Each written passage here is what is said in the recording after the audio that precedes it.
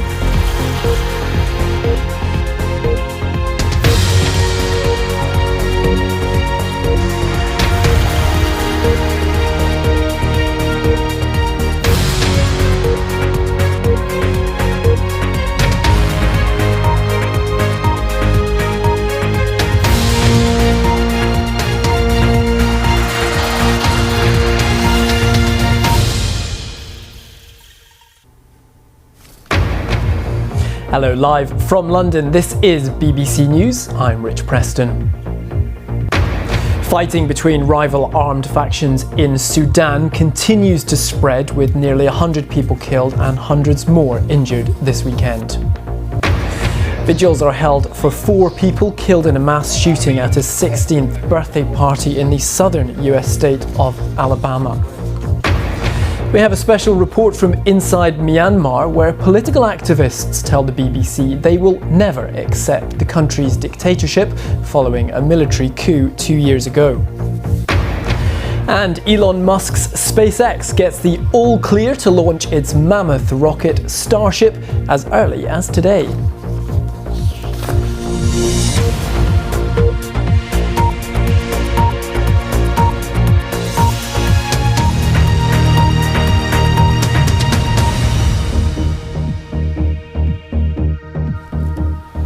Hello and welcome to the programme. We begin in East Africa, where fighting between rival groups in Sudan is entering a third day, with doctors warning of increasingly desperate conditions in hospitals in the capital Khartoum.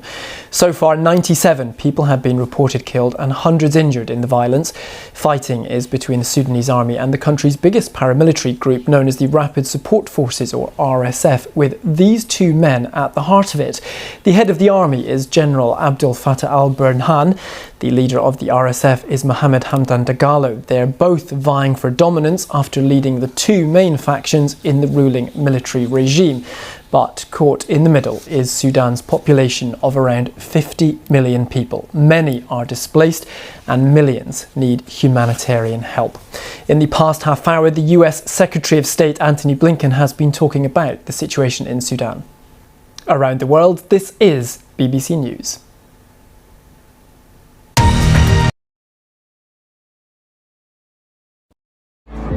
We lift everything. Behind every headline, there is a human story.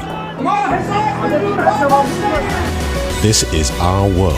It's a living culture. A series of documentary films that reveal the human drama at the heart of global events.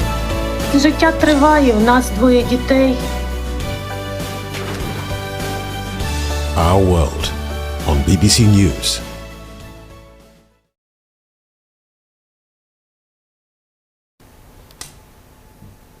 Hello there, you are live with BBC News. Now, the European Commission has rejected bans introduced by Poland and Hungary on Ukrainian grain and other foods. The two countries said the measures were necessary to protect their farming sectors from cheap imports. Well, let's get the latest now from our correspondent in Warsaw, Adam Easton. Adam, very good morning to you there in Warsaw. Tell us a bit more about why Poland and Hungary have chosen to restrict these imports of Ukrainian grain. And that's it from me for now. Much more on the BBC News website, bbc.com/news. You can reach me on Twitter at Rich Preston. Thanks for now.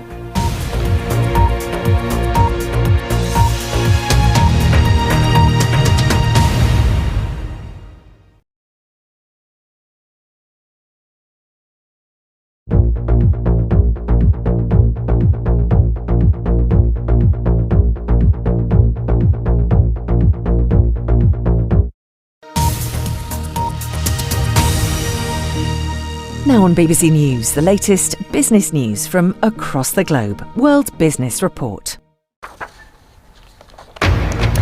Hello, this is BBC News. I'm Sally Bundock with the top business stories. Wall Street on edge. Investors' anxiety intensifies as the deadline looms to raise the US debt ceiling. Can a compromise be found? The grain drain. The EU blasts as unacceptable a ban from Poland and Hungary on Ukrainian grain imports to protect their farming sectors. Auf Wiedersehen to nuclear. Germany closes its last nuclear power stations. What does this mean for the country's transition to greener energy? And beauty. In the digital age, how cosmetic brands are embracing technology to immerse customers in their products.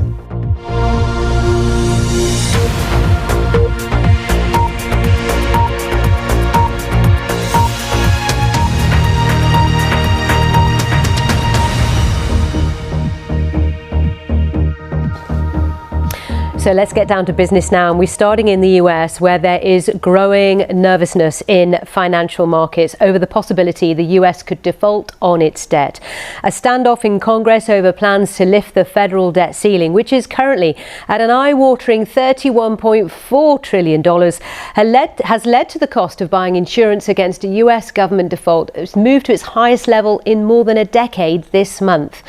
Later today, the Republican Speaker of the House, Kevin McCarthy, will give a speech at the New York Stock Exchange where he is expected to lay out the conditions Republicans want Democrats to agree to in exchange for movement on the debt ceiling. It sounds like a standoff. Well, let's discuss this with Dr. Thomas Gift, Director of the Centre on US Politics at UCL. Good morning to you.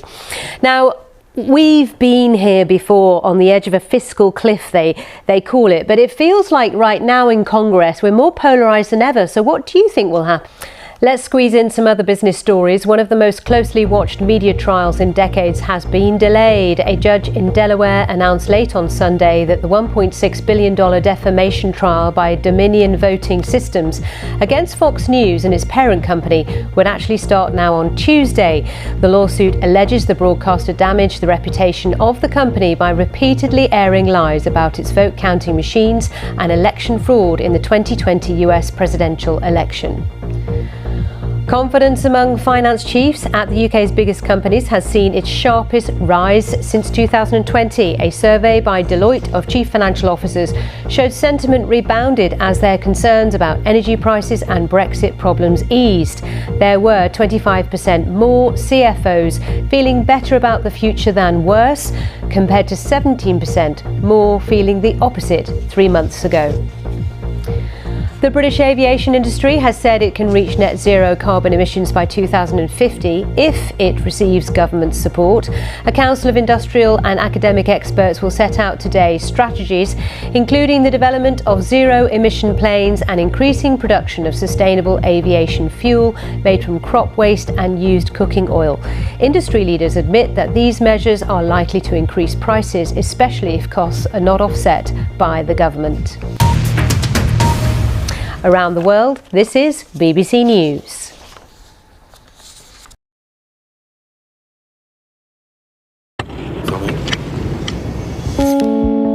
It's really a lot of fake news. Час на український тільки головне. Minister, BBC. Are they going to get past you, or are they going to get past you and these men? Думаю, нет.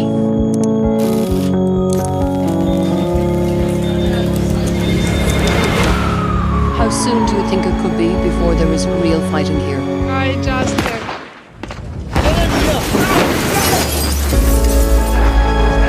It's awful. They couldn't come with you. What you read about what's happening on the ground. Where were you at the exact time of the attack? If that is what you think of him, how do you sit across the table to try to stop the war? And we're live in 5, 4, 3.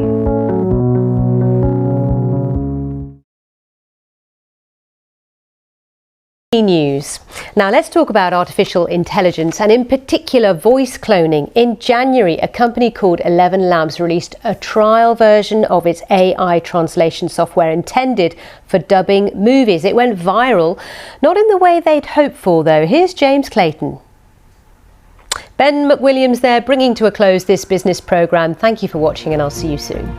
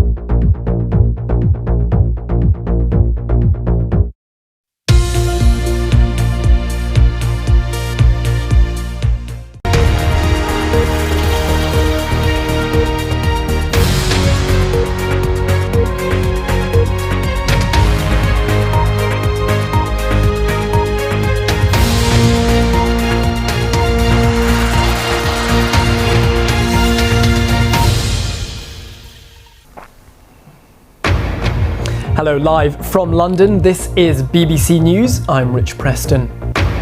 Fighting between rival armed factions in Sudan continues to spread, with nearly 100 people killed and hundreds more injured this weekend. Vigils are held for 4 people killed in a mass shooting at a 16th birthday party in the southern US state of Alabama. We have a special report from inside Myanmar, where political activists tell the BBC they will never accept the country's dictatorship following a military coup 2 years ago. And Elon Musk's SpaceX gets the all clear to launch its mammoth rocket Starship as early as today.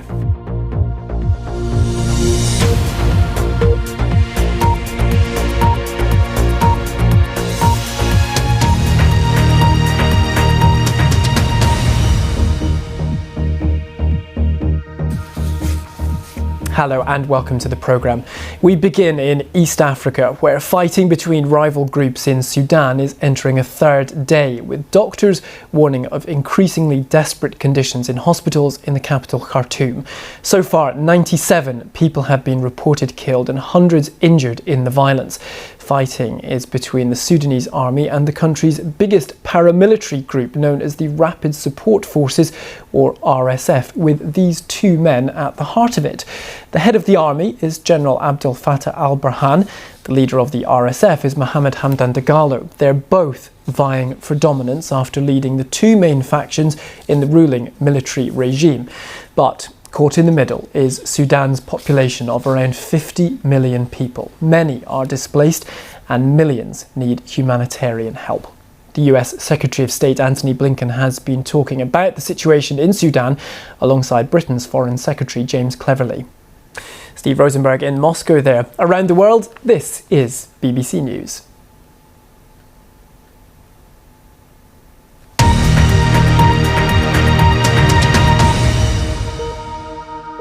Inside Mitchell's auction house in Cockermouth is an astonishing collection that's taken weeks to itemise and catalogue, ready for sale. This is one of the largest private collections of model railway stuff I've ever seen. It's really sort of of national importance because collections like this do not come up very often.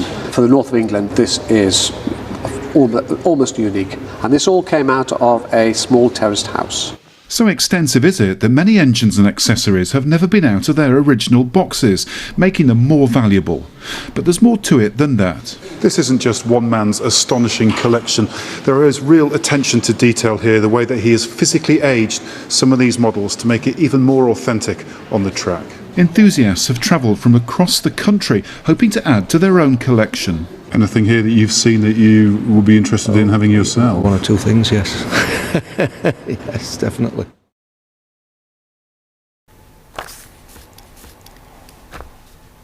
Hello there, you are live with BBC News, and let's return to our top story now and the conflict in Sudan, where the Sudanese Doctors Union says almost 100 civilians have died in fighting between the army and a rival paramilitary force that's now into its third day. And we can now speak to Katharina von Schroeder, who's in Khartoum. She's from Save the Children. She was in a school there with her 8-year-old son when fighting broke out on Saturday. Katharina, thank you very much for being with us. Tell us what happened when you were in that school when fighting broke out. And that is it from us for now. Much more on the BBC News website or the BBC News app. Bye-bye.